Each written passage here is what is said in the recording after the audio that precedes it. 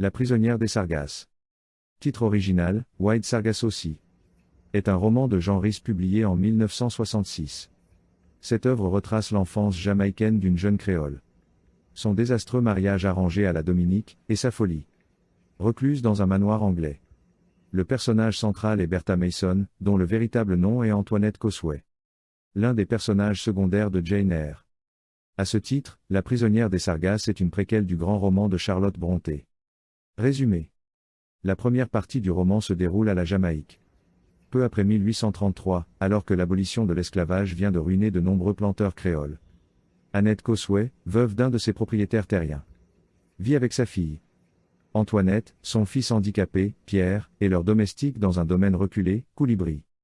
Antoinette est déchirée pendant toute son enfance entre l'angoisse due à l'hostilité des anciens esclaves et le manque d'attention de sa mère qui se replie du monde et vit dans le silence. Après le remariage d'Annette avec M. Mason, l'opulence revient quelque temps à Coulibrey, mais la tension reste vive entre propriétaires et anciens esclaves. Ceux-ci mettent le feu au manoir, la famille ne prend la fuite que de justesse, mais Pierre meurt peu après l'incendie. Antoinette part vivre à Spanish Town, chez sa tante Cora, puis est envoyée dans un couvent où elle suit des études.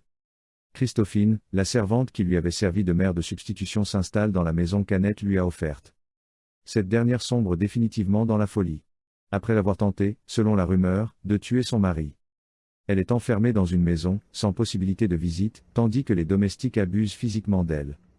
La seconde partie du roman est principalement narrée par Rochester, jamais nommé dans le texte, un jeune Anglais qui a épousé Antoinette par l'entremise du fils de M. Mason.